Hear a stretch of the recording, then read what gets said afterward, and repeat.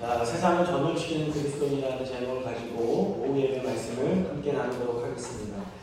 바울의 별명이 있는데요. 여러분들도 별명이 있으시죠? 제 어렸을 때 별명이 여러분 믿기지 않으시겠지만 나이스가이였습니다. 제 친구가 항상 저를 나이스가이, 굉장히 좋은 사람, 친절한 사람이라고 이렇게 불러줬던 게 생각이 나는데 사실 뭐 제가 친절해서 그런 게 아니라 제 이름이 조은이다 보니까 좋으니 뭐가 그렇게 좋으니 해서 붙은 별명이 나이스가이였어요. 근데 그렇게 불러드리니까요 그렇게 살게 되더라고요. 그래서 친구들에게도 친절하게 이렇게 살게 되더라고요. 이 바울의 별명이 있는데 바울의 별명은 전염병 같은 자였습니다.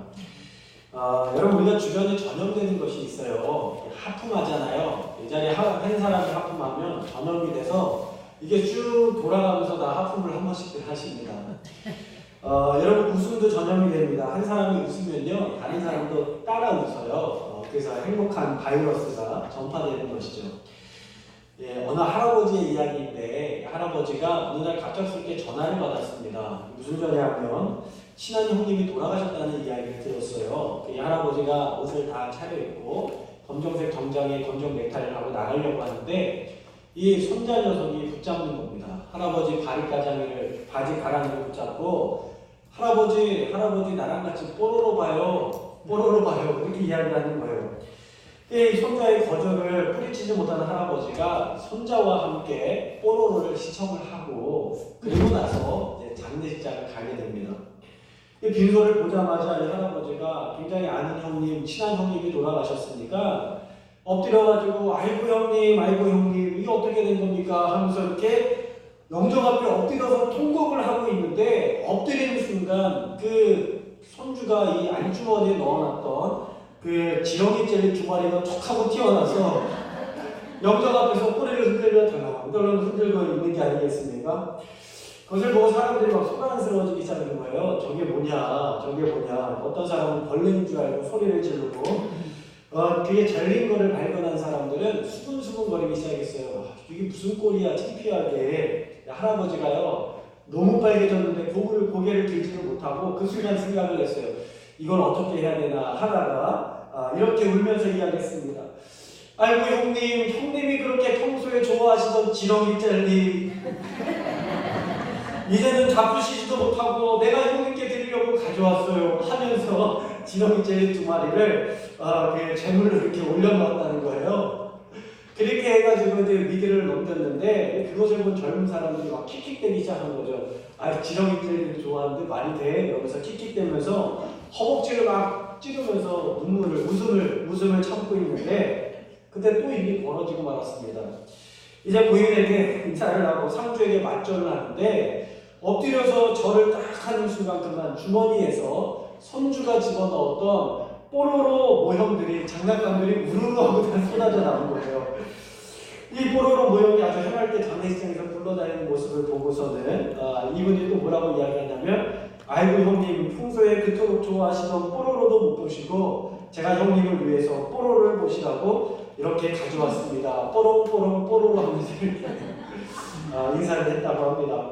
근데 결국에 장례식장이 그냥 웃음이 다 터져가지고 웃음보가 이렇게 다 전염이 되었어요. 여러분 그 행복은 전염된다라는 책에 보면 이런 이야기가 있습니다. 미국의 하버드 대학교에서 32년을 연구를 했는데 한 14,000명을 이렇게 조사를 했어요. 32년간 추적 조사를 하면서 내가 행복할 경우에 나랑 가까이 있는 사람이 행복할 확률이 얼마나 되나 이렇게 하고 조사를 해보았더니 내 사랑하는 사람, 내 가족, 내 친구들이 한 15% 이상 행복해진다는 겁니다. 내가 행복해짐으로 말미암아 내 주변에 있는 사람들 15%에게 행복이 전달이 된다는 거예요. 그리고 그 행복을 전달받은 사람들이 또 다른 친구들이 있을 거 아닙니까? 그 사람들에게 또 전달되는 비율을 보았더니 10%가 또 전달이 된다는 겁니다. 그리고 나서 그 사람들의 또 다른 만나는 사람들이 있지 않겠습니까? 그 사람들에게 6% 가까이가 행복이 전염된다는 겁니다. 그러니까 나 한 사람 행복함으로 말미암아 다른 사람들이 함께 행복해하고 그 행복이 전염된다는 것을 의미하는 것이죠. 우리가 하루 동안에 만나는 사람이 한 몇 명 정도 되는가 하고 이렇게 보았더니 보통 하루에 한 50명 정도 만난다고 해요. 그러니까 내가 만나는 사람의 10% 이상, 5명 이상, 15%는 몇 명이에요? 한 7명에서 10명 사이는 나 때문에 행복할 수 있다는 겁니다. 그러니까 여러분 우리가 웃어야 되겠어요? 웃어야 되겠어요? 네, 웃을 수 있는 저와 여러분 다 되기를 바랍니다. 반대로 내가 기분이 나쁘고 짜증을 내면 그 짜증을 다른 사람들에게도 전파하게 된다는 것입니다. 14세기 유럽의 패스트가 창궐하면서 수많은 사람이 죽었죠. 유럽의 한 3분의 2 가까이 되는 엄청난 많은 사람들이 그 질병으로 말미암아 죽음을 맞이하게 됩니다. 근데 이 패스트가 유럽 남부에서 북부까지 퍼지는데 한 3년 정도가 걸렸대요. 3년이 걸리는데 하루에 몇 킬로씩 퍼지느냐? 하루에 한 3km에서 5km 가까이 이 질병이 퍼져나갔다는 겁니다. 굉장히 빠른 속도죠. 하루에 3km에서 5km 가까이가 퍼져나가는 거예요. 그러니까 오늘 여기에서 청구를 하면 내일은 예산에서 패스트가 퍼져나가고 그 다음에는 도구에 퍼져나가고 그렇게 퍼져나가는 것이죠. 근데 여러분 요즘에는 어떻게 되냐면 사스나 메르스가 발견됐을 때 하루에 퍼져나간 거리가 13,000km까지 퍼져나갔다는 겁니다. 비행기 타고 이동을 하니까 순식간에 퍼져나가게 되는 것이죠. 한국에서 캐나다까지의 거리인데 여러분이 전염병이 발병하자마자 바로 조치를 취하지 않으면 전 세계 순식간에 지구촌 인구가 이제는 위험에 처하는 시기가 되었어요. 우리가 다 한 가족이고 유기적이기 때문에 어느 한 곳이 병들면 다른 곳도 함께 병들고 아프게 된다는 것이죠. 여러분 교회도 마찬가지입니다. 교회도 유기체라고 해요. 우리가 유기체라는 말은 뭐냐면 한 몸과 같다는 거예요. 그러니까 내 오른손이 아프면 왼손이 안 아플 수 있습니까? 왼손이 아픈 거죠. 내 왼손이 아프면 내 몸이 아픈 것입니다. 누구 한 사람이 아프면 우리가 다 아픈 거예요. 누가 한 사람이 기뻐하면 다 기뻐하게 되는 줄로 믿습니다. 레위기의 말씀을 가만히 보면은 레위기의 말씀의 대부분의 내용들이 뭐냐면 정결 예식에 관한 내용이거든요. 당시에 200만 명이나 되는 엄청나게 많은 사람들이 함께 이동을 하니까 한 사람이 감기 걸리면 저 끝에 있는 사람들까지 다 감기 걸리고 한 사람이 열병이 돌면 저 끝에 있는 사람들까지 다 열병이 도는 겁니다. 왜요? 한데 뭉쳐서 같이 지내니까 그 전염병이 쉽게 퍼질 수밖에 없는 거예요. 그 레위기의 말씀을 통해서 하나님께서 뭐라고 하시냐면 정결해라, 깨끗해라, 하나님께서 말씀하시는 것이죠. 그래서 연병이 일어나면 보통 10,000명, 20,000명씩 죽어나가게 되는 것을 보니까 신속하게 판단하는 것이 필요했어요. 전염병인지 아닌지 빨리 판단하고 그 사람을 빨리 격리시키고 공동체로부터 떨어뜨려 놓는 것이 굉장히 중요했습니다. 그 육체적인 질병뿐만 아니라 영적인 죄까지도 부정하다고 여기신 것은 그것의 전염성이 또 매우 강했기 때문에요. 그렇습니다. 오늘의 성경 본문은 사도 바울이 벨리스 총독 앞에서 바울이 고소를 당하게 되는데 바울이 어떤 사람이냐고 불리냐면 전염병 같은 사람이다 이렇게 불리고 있습니다. 우리 오전의 말씀을 다 같이 읽어보도록 하겠습니다. 시작.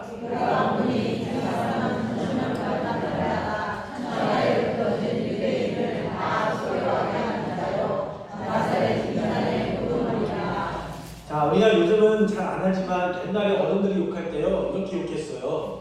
이 연명한 놈아 이렇게 욕했습니다.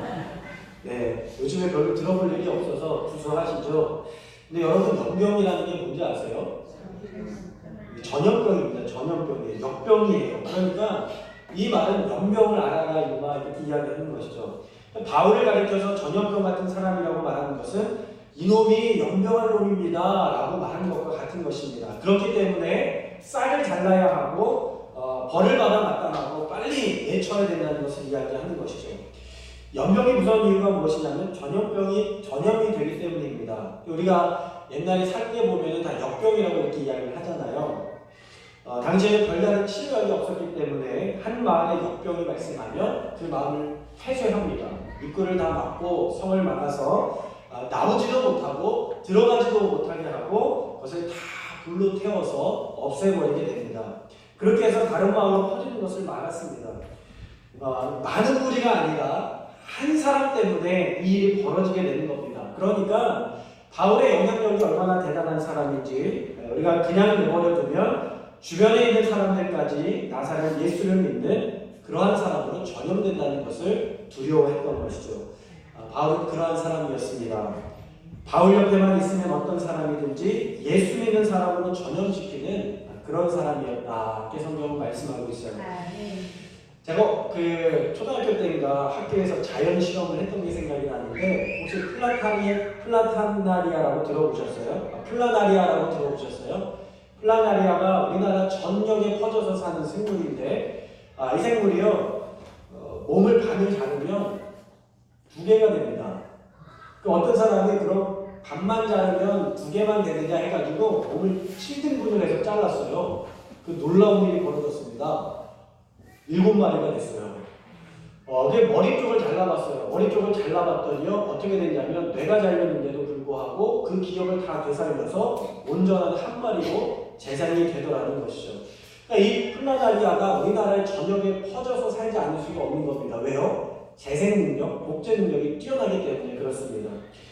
여러분 상경력은요 복제와 재생과 관련이 되어 있어요. 우리가 마지막 시대를 살아간다, 마지막 시대다 이렇게 이야기를 하는데 바울과 같은 예수의 사람을 또 하나 바울이 전염시킨다는 것은 바울과 같은 예수의 사람을 또 하나 복제한다는 것을 의미하는 것입니다. 여러분 우리가 마지막 시대를 살고 있다고 한다면 우리가 이 말씀을 통해서 이 마지막 시대의 그리스도인들은 어떻게 살아야 되느냐, 우리도 바울과 같이 사람들에게 예수를 전염시키고 믿음을 전염시키고 사랑을 전염시키고 은혜를 전염시키는 믿음의 사람들이 다 되어야 될 줄 믿습니다. 그러니까 뭐냐면 제자 삼는 일을 감당해야 되는 것이죠. 우리 모두가 예수 그리스도의 형제가 되고 편지가 되어서 우리의 삶을 통해 다른 사람들을 감동시키면서 변화시켜야 할 줄로 믿습니다.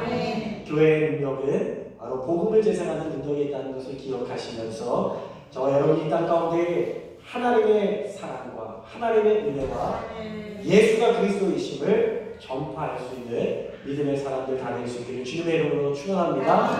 기도하겠습니다.